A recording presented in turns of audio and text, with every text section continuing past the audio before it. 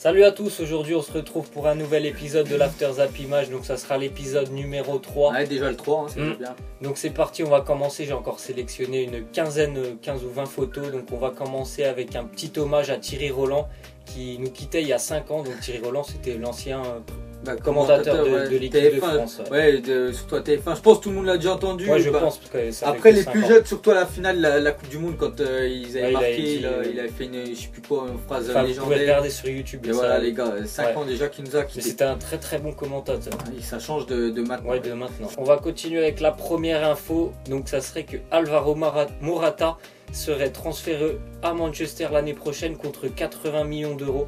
Donc moi je trouve que ça serait quand même un très bon transfert pour Manchester parce que je trouve qu'il a beaucoup de talent offensif et malheureusement pour lui il n'a pas beaucoup de temps de jeu au Real Madrid.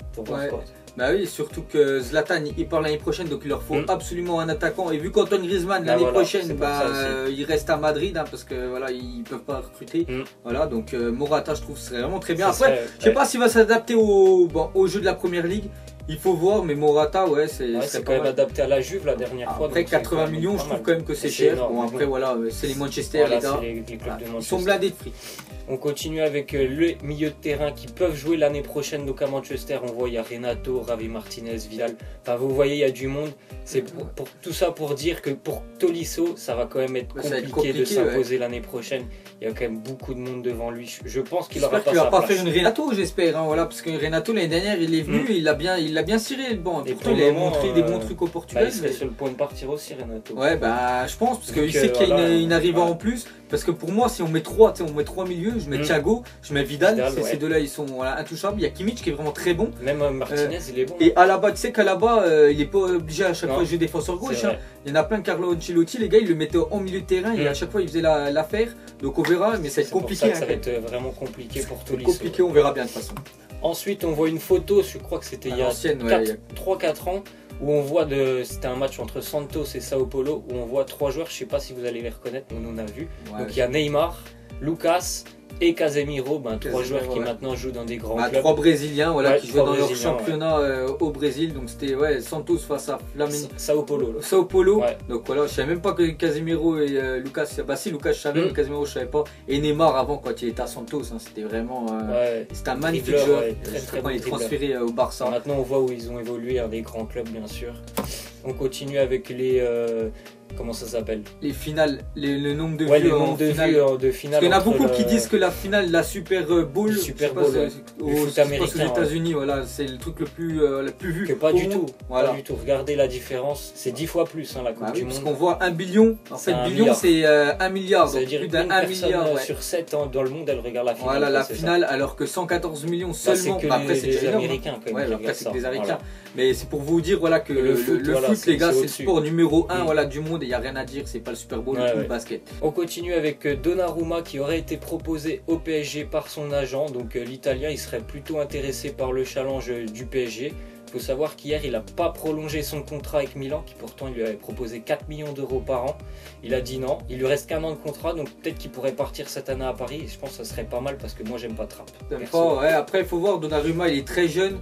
Après on ne sait pas, parce qu'il n'y a pas que le PSG qui aimerait avoir l'aspect gardien, il y a Manchester United, le Real et le PSG, donc on verra ce qu'il va faire, mais bon il est très jeune, il a encore tout l'avenir devant lui, on verra bien ce qu'il va faire. Ensuite, on voit que Marco Verratti aurait dit oui, ça c'est la grosse nouvelle, il aurait dit oui au Barça, il a rencontré je crois les directeurs sportifs du Barça, je crois c'est ça. Donc là vu qu'il est en vacances, Marco Verratti, vu que c'est Espagne, à Ibiza, donc il a rencontré les dirigeants du Barça, il aurait dit oui. Et donc voilà, c'est quand même une très grosse nouvelle parce que de toute façon Verratti il a dit qu'il voulait quitter le PSG, Paris, donc après dans un club où il irait parfaitement, je pense que ce serait le Barça. Donc ça va être compliqué quand même parce que Nasser lui veut vraiment pas le lâcher, il s'en fout de l'argent Nasser, il veut vraiment garder les meilleurs éléments et voilà, mais Verratti quand même c'est l'un des meilleurs joueurs, vraiment le prometteur du PSG, donc ça va être compliqué, on verra, c'est vraiment le gros feuilleton je pense cette année Verratti au Barça. Ils en ont besoin en plus le Barça parce qu'au milieu ça commence à se faire. Puis lui vu comment son style de jeu, c'est vrai que On continue avec encore un joueur du PSG, c'est Rabiot qui devrait pas quitter le PSG cette année. C'est le nouveau directeur sportif du PSG qui l'a dit, dit. Donc moi je trouve quand même que c'est super pour Paris parce que cette année il a fait très très grosse saison. On l'a vu aussi en Ligue des Champions, il a quand même vraiment progressé énormément cette année. C'est vraiment une très bonne nouvelle pour Paris vu tout le monde qui veut partir. Ouais. Moi, je trouve, surtout il sort du centre de formation, donc pour le PSG c'est très bien, voilà, d'avoir des joueurs qui sortent du centre de formation. Et Rabiot, il faut avouer qu'il est vraiment très bon. Après, des fois, c'est vrai qu'il loupe des matchs, mais il faut avouer que le plus souvent, il est vraiment énorme. Se rappeler contre le Barça quand même, ce qu'il avait fait au match aller. Match aller, bien sûr. On continue avec Buffon qui a dit que dans le football, on montre toujours les erreurs au plus haut degré, mais lorsque tu as accompli quelque chose de grand, on le murmure. Ouais, c'est vrai que quand il y a une erreur faite par un joueur, tu vas en parler longtemps, comme celle de Lloris la semaine dernière, tout le monde en a parlé, mais personne ne parle quand il avait fait des arrêts contre l'Allemagne à l'Euro. Enfin, de toute façon, ça sera toujours dans le football. Voilà. Ça sera toujours dans le football, les gars, dès que tu fais un truc là qui va pas. Ouais. Là, il t'en parle, je sais pas combien de temps. Tout le monde te tombe dessus. Comme Balotelli, tu vois, quand il prend un carton rouge, on en parle pendant 3 mois, et quand il marque des doublés ou des triplés, voilà, on en parle vite fait pendant 2 jours, puis c'est fini. Donc ça, c'est vrai. Ça, c'est vrai, c'est dommage ça. On continue avec Marseille qui serait intéressé par Maxime Gonalon, le joueur de Lyon, mais lui, il préfère ne pas jouer du tout dans une autre équipe de France, et je crois qu'il veut plutôt aller en Italie. Moi j'aime bien ce genre de joueurs parce qu'ils veulent pas aller chez un concurrent, c'est pour ça que j'aime bien ça. Après Lyon, il faut qu'ils fassent gaffe parce qu'ils ont déjà vendu Tolisso. Bon après Gonalon je le trouve quand même inférieur à Tolisso, mais il faut pas non plus vendre tous les milieux parce que l'année prochaine c'est vraiment la dèche pour eux. Peut-être qu'ils vont gagner du pognon, mais s'ils vendent tout le milieu, avec déjà Tolisso en moins, après Gonalon en moins, je sais pas ils vont mettre qui parce que ça c'était quand même des joueurs d'expérience. Enfin je pense pour Lyon le mieux serait quand même qu'il le prolonge à Gonalon, même s'il est un petit peu moins fort. Cette année il a fait une saison un peu bof quand même. On continue avec Antonio Conte, donc l'entraîneur de Chelsea, qui aurait décidé de quitter le club. Ça à prendre au conditionnel, ça. Il aurait décidé de quitter le club parce que je crois qu'il s'entend pas bien avec la direction qui veut pas lui accorder les joueurs qu'il veut en fait. En fait c'est à cause du mercato pour l'instant, parce que là Chelsea pour l'instant ils ont pas trop recruté sur le mercato et voilà lui il veut que l'année prochaine son équipe elle soit ambitieuse. Compétitive, ouais. Donc voilà après ça c'est vraiment des rumeurs, je le vois vraiment pas partir de Chelsea l'année prochaine. Il est là, surtout que l'année dernière voilà il était champion, en plus il joue l'année prochaine la Ligue des Champions. Mais voilà je pense qu'il a dit ça c'est pour essayer de leur mettre la pression qui commence Chelsea à sortir on va dire le chéquier. Ouais c'est ça. On continue avec une nouvelle transfert, c'est Mbaye Niang qui devrait s'engager à Everton. Le montant de l'opération avoisine les 19 millions d'euros. Donc il appartient encore à Milan, je crois, c'est ça? Ouais, je crois. Il avait été prêté à Watford. L'année dernière, après je sais pas, on n'a pas trop entendu. Il n'a pas dû marquer beaucoup à Watford. Je pense que s'il va à Everton, c'est pour remplacer Lukaku. Ouais, peut-être. Après, je le quand même trouve vraiment inférieur à Lukaku, mais pourquoi pas pour 19 millions? Parce que je pense qu'ils vont vendre Lukaku. Everton vont le vendre vraiment très cher. Et Mbaye Niang, donc en plus c'est un français, donc c'est très bien, donc on verra ce qu'il va faire. Et en plus il est assez jeune quand même. On continue avec Pierre-Emerick Aubameyang qui ne viendra pas au PSG, c'est sûr, parce que quand même il y a 2 semaines, soi-disant il avait signé son contrat, maintenant c'est sûr. Puis j'ai vu plein de vidéos sur internet qui disaient déjà c'était officiel. Ça moi j'ai jamais dit que c'était officiel, j'ai jamais fait une vidéo spéciale Aubameyang officiel, parce que je savais que c'est, tant que c'est pas officiel je dis rien. Il y en a plein qui ont dit déjà ça, puis regardez les gars 2 semaines après, on voit que abandonner la piste, Aubameyang préfère recruter un attaquant capable de suppléer Cavani.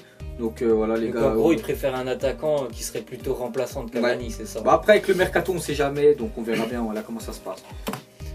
Encore un joueur du PSG qui lui devrait partir, c'est Lucas Moura. Lucas qui devrait rejoindre l'Inter Milan pour 4 millions d'euros par an. Moi personnellement je trouve que c'est bien pour lui parce qu'il n'avait pas assez de temps de jeu à Paris. Et l'Inter ils sont quand même en reconstruction depuis 2-3 ans. Et je pense qu'il aurait sa place de titulaire et il pourrait leur faire beaucoup de bien l'Inter. C'est vrai. On continue encore avec une nouvelle transfert, c'est Marseille et Monaco qui seraient tombés d'accord pour le transfert de Valère Germain. Donc Marseille, comme vous savez, ils ont vendu Gomis, ils voulaient le remplacer, donc ils ont trouvé Germain. Je ne sais pas s'ils y gagnent au change parce que bon, ils sont à peu près équivalents les deux joueurs, donc je suis pas sûr que ce soit une très bonne affaire pour Marseille. Après Germain, moi je le trouve pas mal, donc il faudrait voir Marseille, parce que je sais que lui il est né à Marseille, donc oui, je sais qu'il a après je pense que supporter Marseille, ils préfèrent un autre attaquant que Germain. Je pense qu'il préférait quelque chose d'autre quand même. Nouvelle info, c'est la nouvelle TOTS qui va sortir, je crois elle sort aujourd'hui, c'est la TOTS Serie A.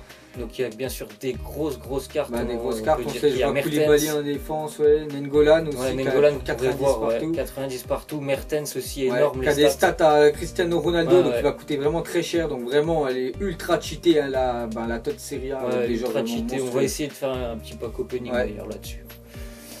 On continue avec Jan Oblak, le gardien de l'Atlético Madrid, qui devrait prolonger son contrat jusqu'en 2022 avec l'Atlético. Moi, je trouve que c'est une très bonne nouvelle pour l'Atlético, parce que sincèrement, c'est un très bon gardien. Très bon gardien, Jan Oblak. Donc, ouais, s'il prolonge, tant mieux pour l'Atlético. Ouais, tant mieux pour l'Atlético. Ouais. Vraiment décisif, surtout en Ligue des Champions. Ouais. Je ne regarde pas trop en championnat l'Atlético, mais en Ligue des Champions, voilà, je les regarde. Et il est très bon, ce gardien. On va continuer avec une nouvelle info, c'est aujourd'hui, c'est le début de l'Euro des moins de 21 qui se déroule en Pologne. Voilà. Donc il y aura 2 matchs aujourd'hui, Suède-Angleterre et Pologne-Slovaquie. Et pour tous ceux qui ne savent pas, l'Euro il est diffusé sur l'équipe 21. Voilà, ouais, c'est ça. Donc déjà il y aura Suède-Angleterre et Pologne-Slovaquie aujourd'hui. Ça permet de voir des joueurs qui sont dans le futur. Tous ceux qui kiffent regarder du foot, hein, les gars, là vous êtes en manque. Bon, il va y avoir la Coupe des Confédérations commence, mais voilà, ce soir il y a des matchs à la télé. Et on va finir avec une petite question que je vous pose. Lequel de ces 3 gardiens vous préférez? Donc il y a Derrea. Le meilleur, ouais, vous préférez le meilleur. Derrea, Courtois et Lloris. Moi personnellement, je préfère Derrea. Ouais, pareil, ouais.